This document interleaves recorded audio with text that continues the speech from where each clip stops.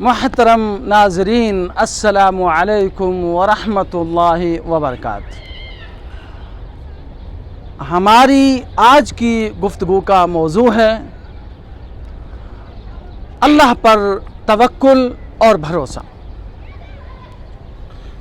رب العالمین کا فرمان وَمَن يَتَّقِ اللَّهَ يَجْعَل لَّهُ مَخْرَجًا وَيَرْزُقْهُ مِنْ حَيْثُ لَا يَحْتَسِبُ وَمَن يَتَوَكَّلْ عَلَى اللَّهِ فَهُوَ حَسْبُهُ إِنَّ اللَّهَ بَالِغُ أَمْرِهِ قَدْ جَعَلَ اللَّهُ لِكُلِّ شَيْءٍ قَدْرًا۔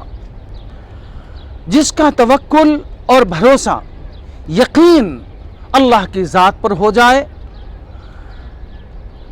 یجعل لہ مخرجا، اللہ اس کی تمام پریشانیوں کو دور فرما دیتا ہے، اس کی ہر مصیبت کو زائل کر دیتا ہے اور اسے ایسی جگہ سے روزی عنایت کرتا ہے کہ جس کا وہم اور گمان بھی اس کے یہاں نہیں ہوتا، جس کا وہ خیال بھی نہیں کرتا۔ اللہ تعالیٰ اس کے لیے ایسے اسباب مہیا فرما دیتا ہے جس کا وہ سوچ بھی نہیں سکتا۔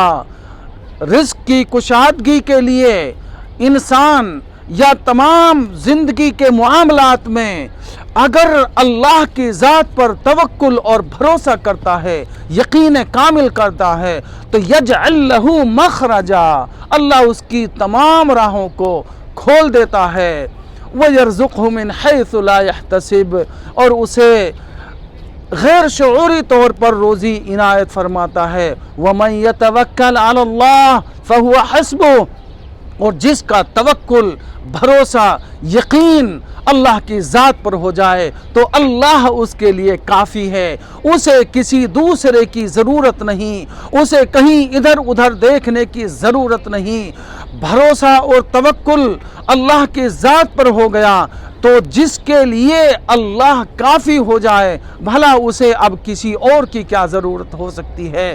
اس لیے ہمیں بھروسہ اور توکل اللہ کی ذات پر ہی کرنا چاہیے، اور توکل اور بھروسہ یہ صرف اور صرف اسی متقی پرہیزگار کو حاصل ہو سکتا ہے جس کے دل میں اللہ کا ڈر، اللہ کا خوف، تقوی، طہارت، پرہیزگاری پیدا ہو جائے۔ اللہ سے دعا کرتا ہوں الہ العالمین ہم تمام مسلمانوں کو نیک عمل کی توفیق عطا فرما اور توکل اور بھروسہ کرنے کی توفیق عطا فرما۔